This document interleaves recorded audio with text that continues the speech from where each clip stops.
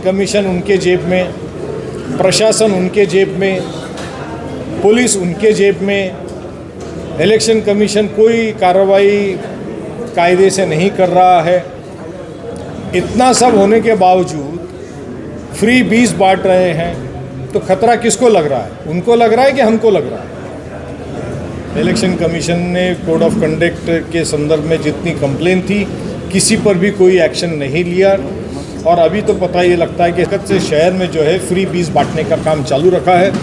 आधार card printed वहाँ पे मिलते हैं और इलेक्शन कमीशन बोलता है आकर के अर्जी दे डालो, और उसमें कोई एक्शन नहीं है। मतलब गवर्नमेंट के आधार कार्ड प्रिंटेड मिलते हैं, ना पुलिस एक्शन लेती है, ना इलेक्शन कमीशन एक्शन लेता है। तो हमको आचार संहिता का जो पालन करने के लिए जो सीख दी जा रही है, वो किसको दी जा रही है? जो बच्चा स्कूल में जाता है उसी को टीचर होमवर्क देती है और छड़ी मारती है, और जो स्कूल ही नहीं आ रहा है और बाहर से कॉपी करके पास हो रहा है, टीचर उसको फुल मार्क्स दे रही है। ये उसी तरह का हाल है। देश में लोकतंत्र है। डॉक्टर बाबा साहब अम्बेडकर की घटना के तहत ये देश चलता है, तो चुनाव लड़ने का अधिकार सबको है।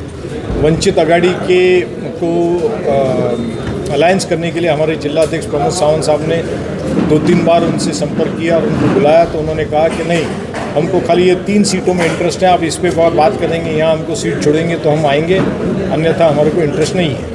इस तरह की बात प्रमोद सावंत हमारे जिला अध्यक्ष के साथ उनकी हुई। स्वागत है उन लोगों का। MIM पहली बार इस शहर में आ रहा है, उनका भी स्वागत है। मगर खुशी इस बात की होगी मुझे कि अगर वो पूरी 95 सीट्स लड़ाए और भईंदर, ईस्ट, वेस्ट, राय, मोरवा, मुर्दा, उत्तन, जेसलपार, खारीगांव, BP रोड, नवघर, घोड़देव, इन पूरे इलाकों में अगर वो सीट लड़ाएंगे तो मैं मानूंगा कि वो लोकतंत्र की लड़ाई लड़ रहे हैं। और अगर वो खाली मुस्लिम इलाकों में वोट काटने के लिए सीट लड़ाएंगे तो मुझे कहने की ज़रूरत नहीं है कि उसका आने का इंटेंशन क्या है।